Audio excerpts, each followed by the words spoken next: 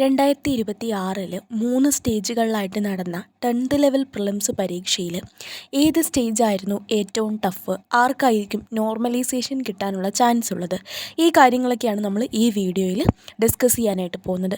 ഇനി ഒരു സ്റ്റേജ് പരീക്ഷ കൂടി നടക്കാനുണ്ട്. അപ്പോൾ അതിൻ്റെയും കൂടെ എങ്ങനെയാണ് എക്സാം വളരെ ഈസി ആയിട്ടാണോ ടഫായിട്ടാണോ ചോദിക്കുന്നത്, അതൊക്കെ നമുക്ക് നോക്കിയതിന് ശേഷം മാത്രമേ ഏറ്റവും അന്തിമമായിട്ടുള്ളൊരു തീരുമാനത്തിലേക്ക് എത്താൻ കഴിയത്തുള്ളൂ.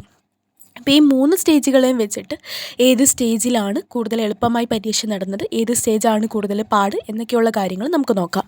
സ്റ്റേജ് 3 നമ്മൾ നോക്കുകയാണെന്നുണ്ടെങ്കിൽ ഈസി ആയിട്ടുള്ളൊരു പരീക്ഷയായിരുന്നു. ഇത് ഈസി എന്ന് പറയുന്നത് എന്താണ്, ഒന്നാമത്തെയും പിന്നീട് നടന്ന 4ാമത്തെ ഘട്ടം പരീക്ഷയും അപേക്ഷിച്ച് നോക്കുമ്പോഴാണ് എളുപ്പമെന്ന് പറയുന്നത്. ഇനി നമ്മുടെ 2ാമത്തെ ഘട്ടം ക്യാൻസലാക്കി, അതാണ് ഇനി നടക്കാനായിട്ട് പോകുന്നത്. ഓക്കെ ആണല്ലോ. അപ്പോൾ സ്റ്റേജ് 3 എക്സാം ഈസിയാണെന്ന് പറയുമ്പോൾ ഈ സ്റ്റേജ് 3 എഴുതിയ ഒരുപാട് പേര്, എഴുതിയവർക്ക് അതറിയാൻ പറ്റത്തുള്ളൂ എന്ന രീതിയിലുള്ള ഒരുപാട് കമൻറ്റുകളൊക്കെ നമ്മൾ കാണാറുണ്ട്. അതേ ശരിയാണ്. ഒരുപാട് പരീക്ഷ എളുപ്പമാകുമ്പോൾ എന്താണ് കട്ട് ഓഫ് കൂടും എന്നും പറഞ്ഞ് ഒരുപാട് ക്വസ്റ്റ്യൻസ് അറ്റൻഡ് ചെയ്യാനായിട്ട് നോക്കുകയും അങ്ങനെ ഒരുപാട് നെഗറ്റീവ് മാർക്കിലേക്ക് എത്തുകയും ചെയ്യും.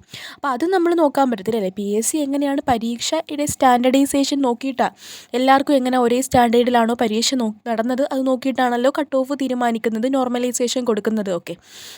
അപ്പോൾ മറ്റ് 2 ഘട്ടങ്ങളെ അപേക്ഷിച്ച് നോക്കുമ്പോൾ സ്റ്റേജ് 3 എന്ന് പറയുന്നത് ഈസി എക്സാമാണ്. അല്ലാതെ വളരെ എളുപ്പമായിട്ടുള്ളൊരു പരീക്ഷ കഴിഞ്ഞ തവണത്തെ LGS പ്രിലിംസ് പോലെയൊന്നും ആയിരുന്നില്ല.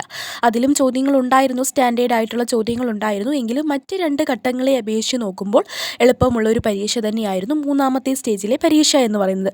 ഓരോ സ്റ്റേജിൻ്റെയും കട്ട് ഓഫ് എത്ര മാർക്കാണ് വരുന്നത്, എത്ര മാർക്കിന് മുകളിലുള്ളവർ പഠിച്ചു തുടങ്ങണം, അതൊക്കെ നമ്മൾ ഡീറ്റെയിൽ ആയിട്ട് കട്ട് ഓഫ് വീഡിയോ ഇട്ടിട്ടുണ്ട്, നമ്മുടെ ചാനലിൽ കിടപ്പുണ്ട്, കയറി നോക്കുക. അപ്പോൾ നിങ്ങളുടെ അഭിപ്രായം എന്താണെന്ന് നിങ്ങൾക്ക് കമൻറ്റ് ചെയ്യാവുന്നതാണ്. ഇനി നമ്മൾ അടുത്ത സ്റ്റേജുകളുടെ കാര്യം നോക്കുകയാണെങ്കിൽ ആദ്യഘട്ടത്തിൽ നടന്ന പരീക്ഷ NCERT ജോഗ്രഫിയൊക്കെ ചോദിച്ചപ്പോൾ ആദ്യമായിട്ട് പ്രിലിംസ് എഴുതാൻ പോയവർക്ക് അത് എന്താണ് ഇങ്ങനെയൊക്കെ ചോദ്യങ്ങൾ, +1 +2 ടെക്സ്റ്റ് ബുക്കിൽ നിന്ന് ചോദ്യങ്ങൾ ചോദിച്ചേക്കുന്നു, അങ്ങനെ ടഫായിട്ട് തോന്നിയ പരീക്ഷ തന്നെയാണ് 1ാമത്തെ ഘട്ടം. അതുപോലെ സയൻസ് ഒക്കെ തന്നെയാണെങ്കിൽ SCERTയിൽ നിന്ന് നല്ല ഡീപ്പായിട്ട് തന്നെ ചോദ്യങ്ങൾ ചോദിച്ചു. കണ്ടിട്ടില്ലാത്ത 1 വേർഡ് ചോദ്യങ്ങൾ കൂടുതലുണ്ടായിരുന്നുവെങ്കിലും 4ാമത്തെ സ്റ്റേജിലായിരുന്നു പ്രസ്താവന ചോദ്യങ്ങൾ കൂടുതൽ. എന്നാൽ 1ാമത്തെ സ്റ്റേജിലായിരുന്നു എന്ത്, കണ്ടിട്ടില്ലാത്ത കുറച്ച് ചോദ്യങ്ങൾ, അതായത് +1 ടെക്സ്റ്റിലുള്ളതാണ്, പക്ഷേ ഒരു LGS ലെവലിൽ ചോദിക്കുമ്പോൾ സാധാരണ +1 +2 ടെക്സ്റ്റ് ബുക്കുകളിൽ നിന്നും ചോദിച്ച് കണ്ടിട്ടില്ല. SCERT ഓറിയൻറ്റഡ് ആയിട്ട് ചോദിക്കുമെങ്കിലും NCERT പുതുതായിട്ട് ഇങ്ങനെ പരീക്ഷകളിൽ LGS ലെവലിൽ വരെ ചോദിച്ച് കണ്ടു. അപ്പോൾ അങ്ങനെ നമ്മൾ താരതമ്യം ചെയ്യുമ്പോഴേക്കും ഇത് നമ്മുടെ ചാനലിൻ്റെ മാത്രം ഒരു അനാലിസിസ് ആണ്. പലർക്കും പല അഭിപ്രായങ്ങൾ, സ്റ്റേജ് 4 എഴുതിയവർക്ക് അതാണ് പാട് എന്ന അഭിപ്രായം, സ്റ്റേജ് 1 എഴുതിയവർക്ക് അതാണ് പാട് എന്ന അഭിപ്രായം. എങ്കിലും ഒരു പടി മുകളിൽ നിൽക്കുന്നത് പാടിൻ്റെ ടഫ് നോക്കുകയാണെങ്കിൽ സ്റ്റേജ് 1 തന്നെയാണ് സ്റ്റേജ് 4നേക്കാട്ടിലും കുറച്ചും കൂടെ പാടായിട്ട് തോന്നുന്നത്. കാരണം പുതിയ ചോദ്യങ്ങൾ, വേറിട്ട കുറച്ച് ചോദ്യങ്ങളുണ്ടായിരുന്നു. സ്റ്റേജ് 4ലും സ്റ്റേറ്റ്മെൻറ്റ് ടൈപ്പ് ക്വസ്റ്റ്യൻസ് നല്ലതായിട്ടുണ്ടായിരുന്നു. കറണ്ട് അഫേഴ്സ് ഡീപ്പായിട്ട് ചോദിച്ചു. എങ്കിൽ പോലും ആ സ്റ്റേറ്റ്മെൻറ്റൊക്കെ നമ്മൾ കുറേ കണ്ടിട്ടുള്ള, നമുക്ക് സിലബസിൽ തന്നിട്ടുള്ള ടോപ്പിക്കുകളിൽ നിന്നുള്ള സ്റ്റേറ്റ്മെൻറ്റ് ചോദ്യങ്ങളൊക്കെ ഉണ്ടായിരുന്നു അല്ലേ. അങ്ങനെ നോക്കുമ്പോഴേക്കും സ്റ്റേജ് 1 ആണ് ഒരു പടി മുകളിൽ നിൽക്കുന്നത് എന്ന് മാത്രമേ നമുക്ക് പറയാനായിട്ടും കഴിയത്തുള്ളൂ. വലിയ രീതിയിലുള്ള നോർമലൈസേഷൻ വ്യത്യാസം നിങ്ങൾക്ക് ഇപ്പോൾ കിട്ടാനില്ല. എങ്കിലും ഒരു എക്സാമ്പിൾ പറയുകയാണെങ്കിൽ സ്റ്റേജ് 4 എഴുതിയ ഒരാൾക്ക് ഒരു 5 മാർക്ക്, 4 മുതൽ 5 മാർക്ക് നോർമലൈസേഷൻ കിട്ടുകയാണ് എങ്കിൽ സ്റ്റേജ് 1 എഴുതിയ ആൾക്ക് ഒരു 6 മുതൽ 7 വരെ അങ്ങനെയൊക്കെ കിട്ടാനുള്ള ചാൻസ് ഉണ്ട്. ഒരു പടിയും കൂടെ ടഫായിട്ട് തോന്നുന്നത് 1ാമത്തെ സ്റ്റേജാണ്. നിങ്ങളുടെ അഭിപ്രായം എന്താണ് എന്ന് നിങ്ങൾക്ക് എന്ത് ചെയ്യാം, ഈ 3 പരീക്ഷകളും വിശകലനം ചെയ്ത് നിങ്ങൾ എഴുതിയ സ്റ്റേജിനെ നിങ്ങൾ ഇതാണ് പാട് എന്ന് പറയാതെ എന്ത് ചെയ്യുക, 3 സ്റ്റേജും കൂടി ഒന്ന് വിശകലനം ചെയ്തതിന് ശേഷം നിങ്ങളുടെ അഭിപ്രായം നിങ്ങൾക്ക് കമൻറ്റ് ചെയ്യാം. അപ്പോൾ എത്ര മാർക്കിന് മുകളിലോട്ടുള്ളവരാണ് പഠിക്കേണ്ടത്, എങ്ങനെയാണ് നിങ്ങളുടെ പഠനം പോകേണ്ടത്, ഇതെല്ലാം തന്നെ നമ്മൾ എന്ത് ചെയ്തിട്ടുണ്ട്, നമ്മുടെ ചാനലിൽ ഇതിനോടകം തന്നെ ഇട്ടിട്ടുണ്ട്.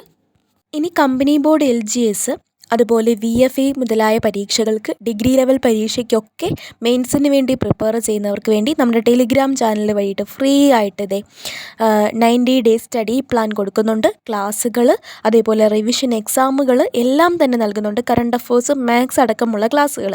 അപ്പം ജോയിൻ ചെയ്യേണ്ടവർ ജോയിൻ ചെയ്ത് കൊള്ളുക. അപ്പോൾ നമ്മുടെ ഇന്നത്തെ ഡേ 13 കേട്ടോ, സൺഡേ അല്ല, നമുക്ക് റിവിഷൻ ഡേ ആണ്, അന്നാണ് കറണ്ട് അഫേഴ്സിൻ്റെ ക്ലാസ് വരുന്നത്. അപ്പോൾ ഇതിനോടകം തന്നെ എല്ലാവരും ഒരുപാട് പഠിച്ച് മുന്നിലേക്ക് എത്തിയിരിക്കുകയാണ്. VFA പരീക്ഷയ്ക്ക് മുൻപ് സിലബസ് തീർത്തിട്ട് ഏറ്റവും അടിപൊളിയായിട്ട് നമ്മുടെ സ്റ്റഡി പ്ലാൻ ഫോളോ ചെയ്യുന്നവരെല്ലാം തന്നെ എക്സാം എഴുതുമെന്ന് ഉറപ്പുണ്ട്.